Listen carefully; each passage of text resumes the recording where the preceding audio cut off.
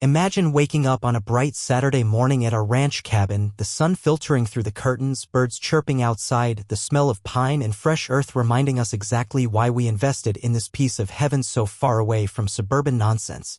We always looked forward to weekends here, leaving behind the petty squabbles of the HOA neighborhood and soaking up real peace. Little did we know that peace was about to get ambushed by none other than HOA Karen herself. It started with the gravel crunching in our long driveway, a sound we usually associated with delivery trucks or friends dropping by for a barbecue. But this time it was different.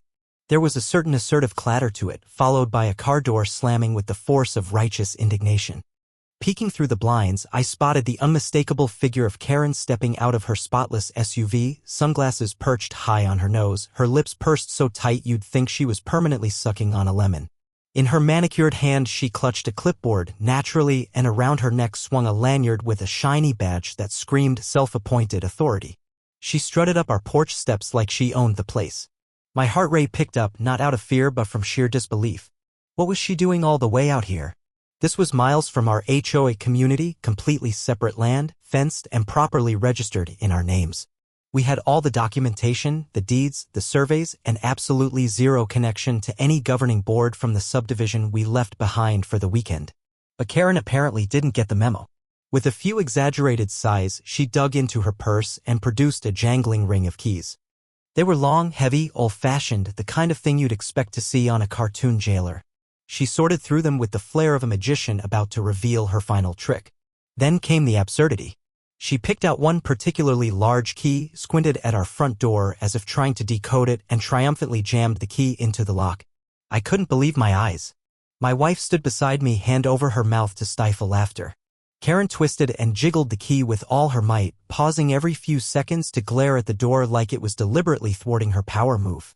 Of course it didn't turn.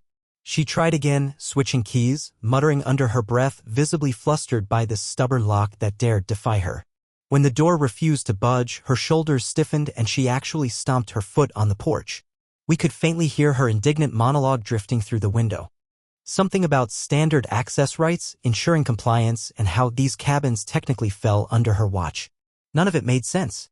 We had specifically bought this ranch land outside the HOA's jurisdiction precisely to avoid her meddling. But to Karen, boundaries, legal, physical, or moral, were all just obstacles to be pushed aside by her inflated sense of control. After a few more futile attempts to force the key, she pulled out her phone, dialing with the flair of someone who believed she was about to set the world straight. Pacing on our porch like a peacock, she gestured dramatically, recounting some fabricated version of events to whoever was on the other end.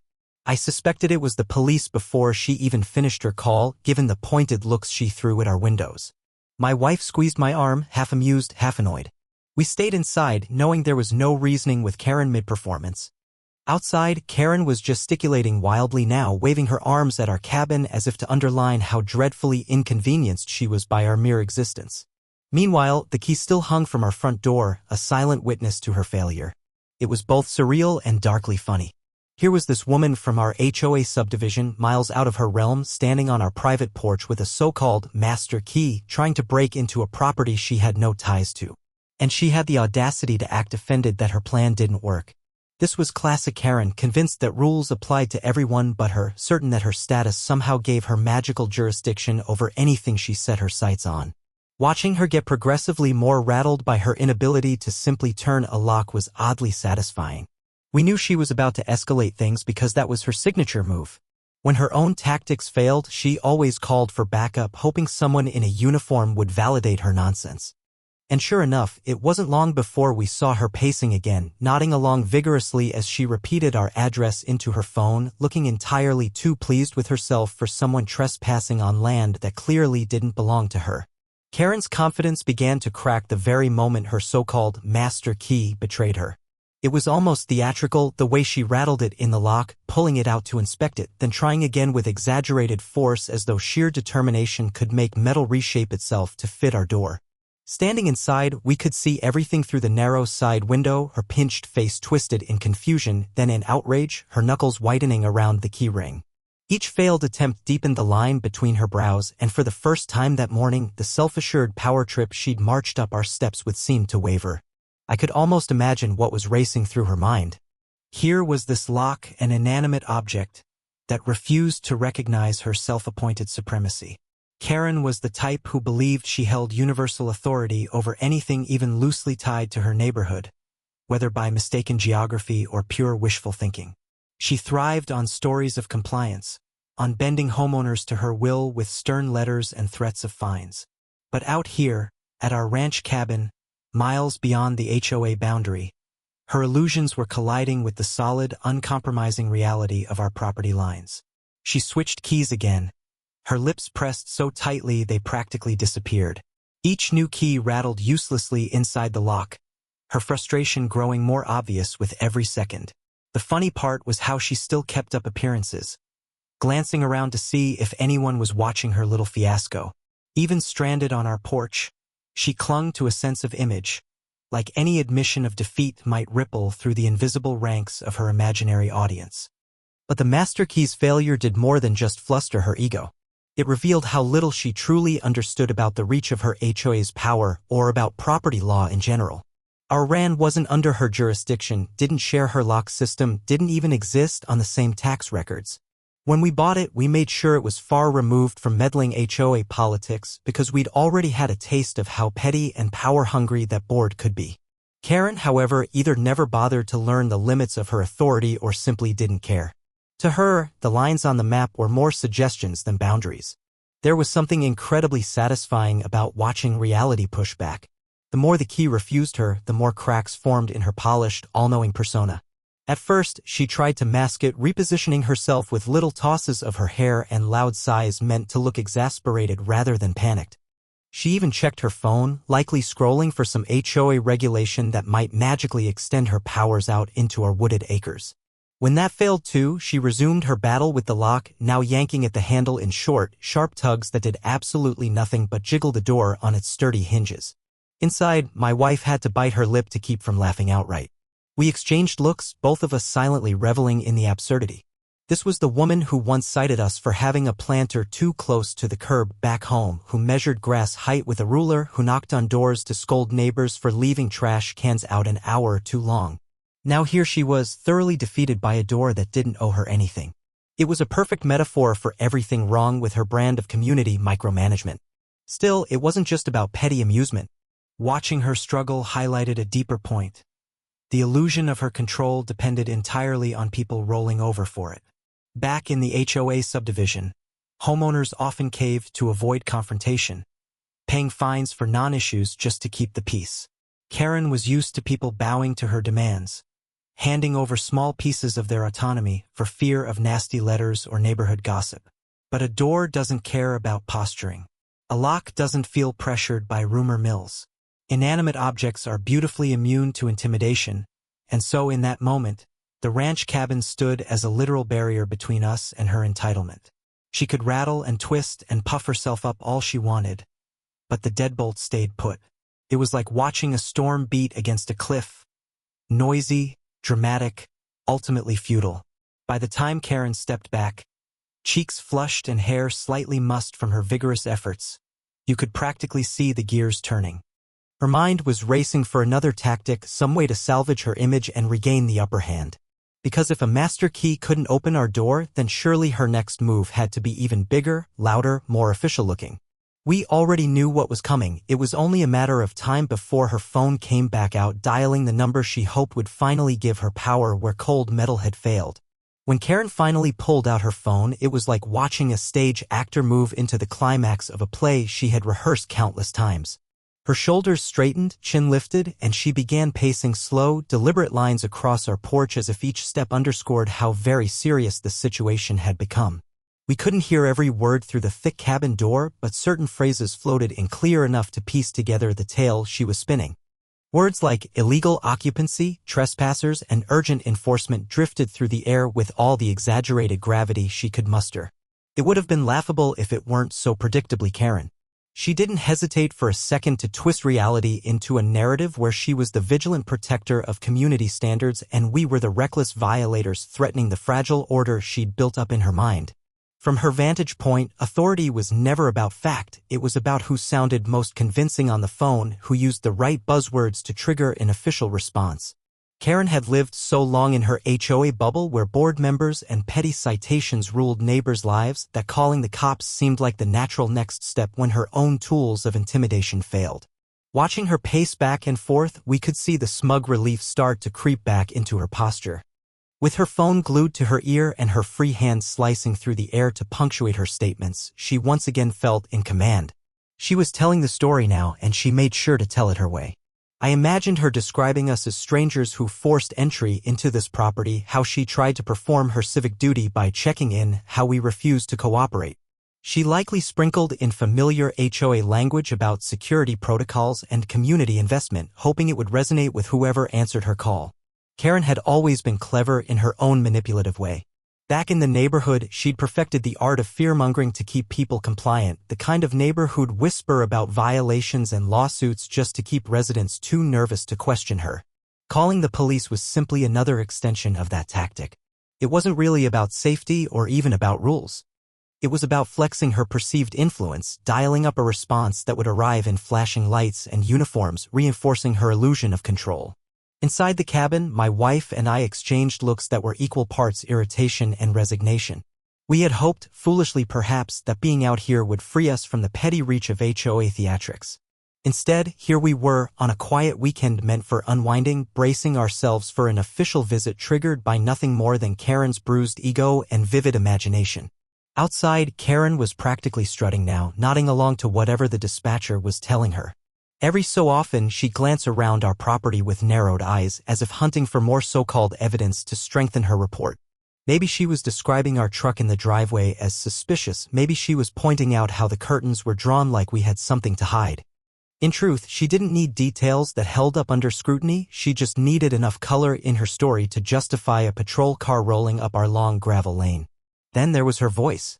Even muffled through the walls, we could hear how it rose and fell in calculated waves, hitting peaks of alarm then smoothing into practiced concern, like someone who wanted to be both the heroine and the hapless victim of her own story. She paused dramatically at one point, hand on her hip, head cocked like she was listening intently to questions. When she replied, it was with slow, deliberate diction, ensuring every false detail landed cleanly on the record.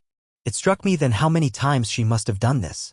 Not necessarily with cops, though I wouldn't put it past her, but certainly with HOA board meetings, with vendors, with neighbors who dared to challenge her. Karen's real power had never come from official documents or legitimate authority. It came from her ability to escalate, to drag mundane issues into the realm of bureaucracy where most ordinary people didn't want to tread. She bet on the idea that people would fold rather than stand their ground, that they'd pay the fine, cut down the tree, move the flower pot, just to avoid the headache. But this time was different. Out here, on our land, beyond the HOA's grasp, Karen's threats and dramatics couldn't rewrite our property lines. Her stories, however dramatic, couldn't unlock our door or erase the deed registered firmly in our names. Still, none of that stopped her from trying. As she finally ended the call, her triumphant smirk said everything. In her mind, she had set a chain reaction in motion that would soon vindicate her, that would bring someone with an official badge and a notepad to put us in our place. She tucked her phone away with the flair of someone sheathing a sword after a victory, completely convinced that she was moments away from proving, once again, that Karen's word was law. It wasn't long after Karen ended her triumphant phone call that my wife's phone began to ring. The caller ID showed the local sheriff's office, and even though we both knew exactly why they were calling, there was still a shared breath of frustration that passed between us. My wife picked up, steady and calm as always, her voice the perfect contrast to Karen's breathless hysteria, no doubt still hanging in the air outside. From the very first hello, it was clear this wasn't our first time dealing with overzealous reports or entitled busybodies trying to wield the law like a personal sledgehammer. The deputy on the line sounded professional, courteous, maybe even a touch apologetic. You could tell he was calling out of duty, not because he expected to find hardened criminals squatting on someone else's property. Still, protocol was protocol, and he began by carefully explaining that they'd received a complaint of unauthorized occupants out at our address. My wife listened without interruption, letting him run through the list of concerns, likely copied verbatim from whatever report Karen had theatrically provided.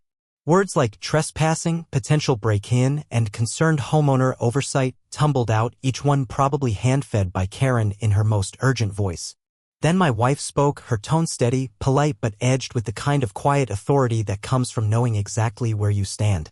She confirmed that yes, this was our property, that we owned the cabin and the surrounding acreage outright, no liens, no ambiguous easements.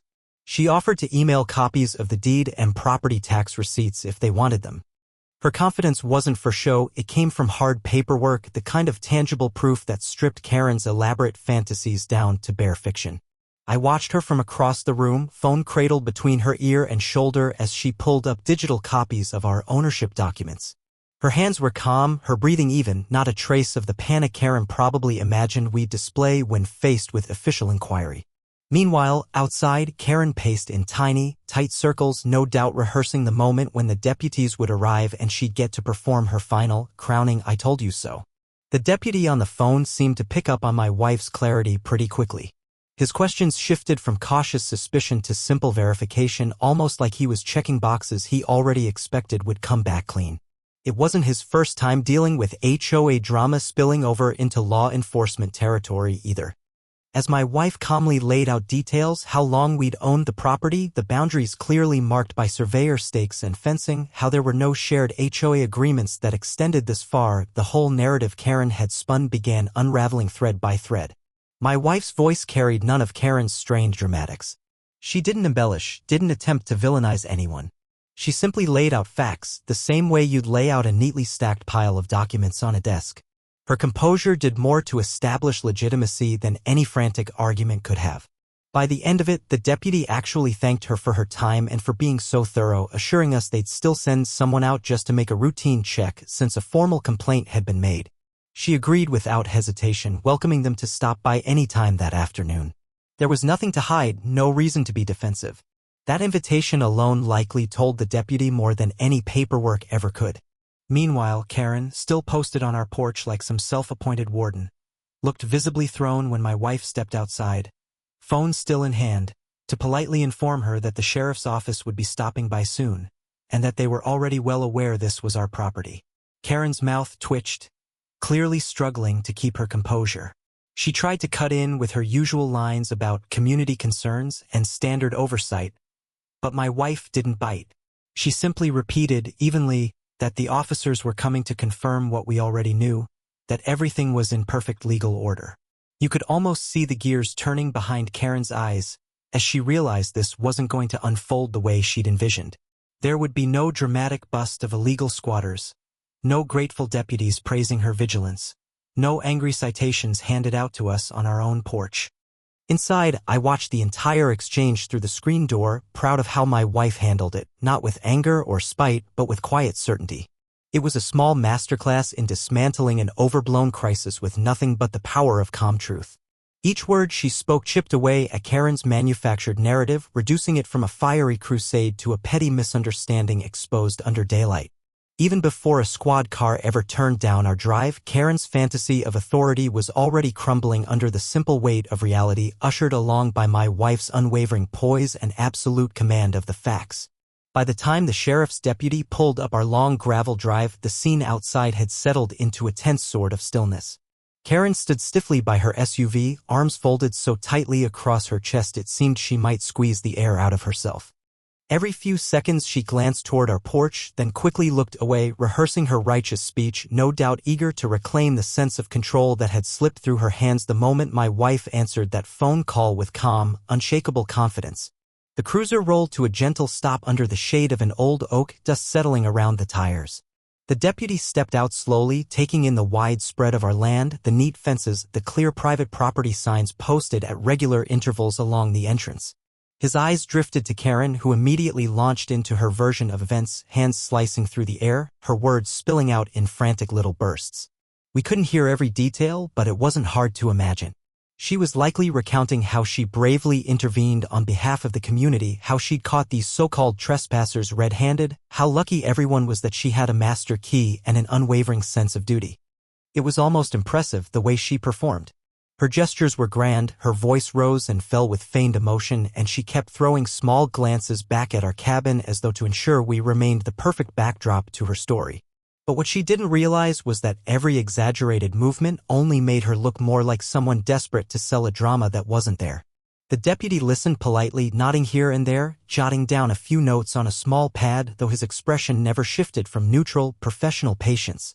When my wife and I finally stepped off the porch to greet them, Karen actually flinched as if we'd suddenly leaped out to ambush her narrative. My wife extended a friendly hand to the deputy, introduced both of us, and calmly offered once again to provide any documents he might want to see. Her voice carried across the yard, warm, measured, utterly devoid of the frantic energy Karen exuded. It was the same composure that had dismantled Karen's frantic 911-inspired illusion over the phone, now brought face to face. The deputy returned the greeting with a small, almost grateful smile, clearly relieved to be dealing with reasonable people. He asked us a handful of straightforward questions. How long we'd owned the place, whether we'd had any previous disputes with neighbors trying to claim parts of our land, if we'd noticed anything unusual recently. My wife answered each one smoothly, even throwing in a few gentle chuckles that seemed to ease the last bit of tension from the deputy's shoulders. Meanwhile, Karen hovered off to the side, her folded arms now gripping her elbows like she was trying to anchor herself in place. Every time she opened her mouth to interject, the deputy simply held up a hand, signaling her to wait. It was subtle, polite, but it stripped her of the stage she so desperately wanted. Without an audience or eager officers hanging on her every word, Karen's performance began to wilt. Her once booming voice dropped to small mumbles, her eyes darting between us and the deputy, looking for any scrap of validation. At one point, she even tried to offer up her master key as proof, holding it out like a golden ticket that would surely vindicate her claims. The deputy took it, turned it over once in his hand with a polite hum, then handed it right back.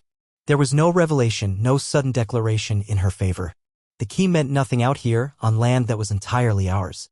Karen's frustration built in tiny, visible tremors.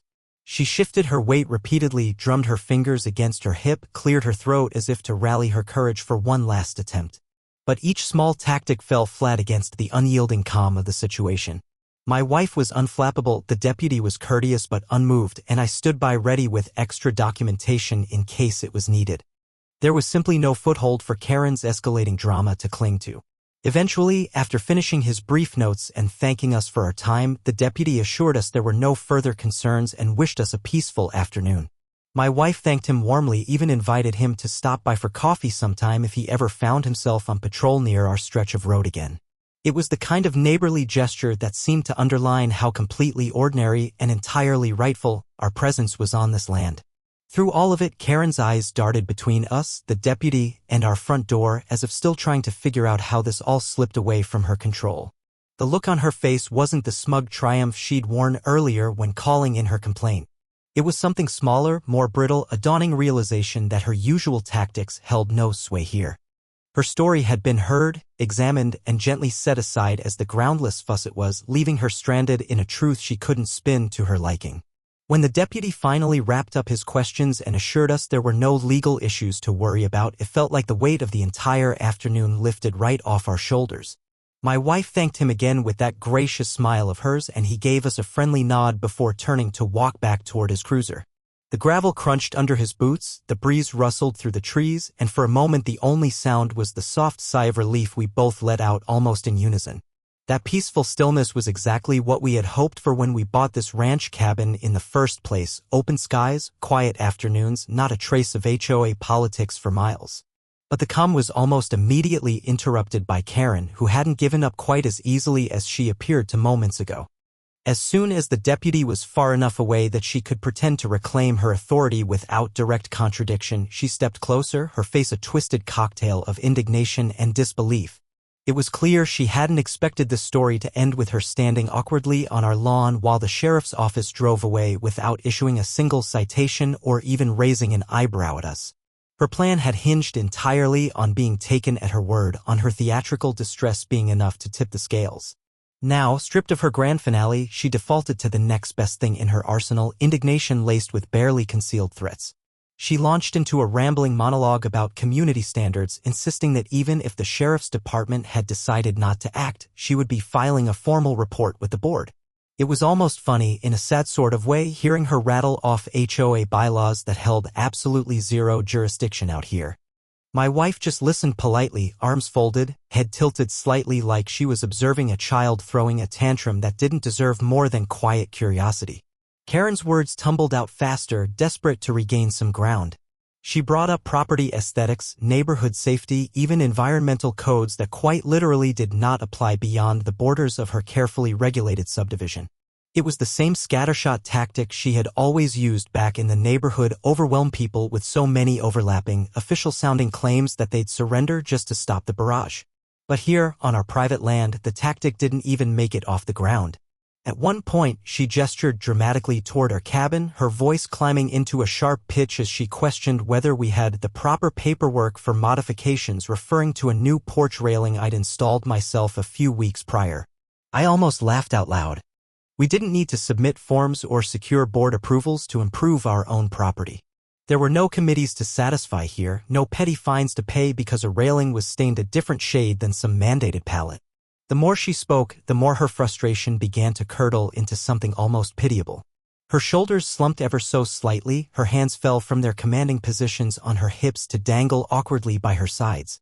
Even her voice began to lose its confident edge, cracking in places that hinted at embarrassment she was too proud to fully acknowledge. She tried to salvage her dignity by pointing out imaginary flaws in our landscaping, hinting at vague future liabilities, tossing around phrases like potential hazards for visitors. It was like she couldn't help herself. Karen was hardwired to sniff out infractions even if she had to invent them from thin air. Meanwhile, my wife stayed completely composed, offering nothing but patient nods and the occasional soft hum, which only seemed to rile Karen up more. There was nothing for Karen to grab hold of, no defensive sputtering or frantic excuses. Without opposition to push against, her momentum faltered, her outrage dangling in the open air with nowhere to go. Eventually, Karen realized there was little point standing there any longer. Her gaze flitted toward the road, then back to us, eyes narrowing in a last, quiet calculation. She mumbled something about needing to document this for the record, fished her phone out again, and began snapping photos of our cabin, our porch, even the mailbox by the entrance. My wife and I just stood there, arms looped loosely around each other, watching her through an unbothered silence that probably unsettled her more than if we'd protested. Karen lingered for another minute or two, checking the shots she'd taken, tapping out a few notes on her phone as if still clinging to the hope that some higher HOA tribunal might swoop in and restore her lost power. Then, with one last narrow-eyed glance, she made her way back to her SUV, keys jangling in her hand in that same authoritative way, only now it sounded hollow, a noise without the promise of actual control. She climbed in, slammed the door harder than necessary, and pulled away in a swirl of dust that drifted lazily across our yard before finally settling back into the sunlit quiet she had so rudely disturbed.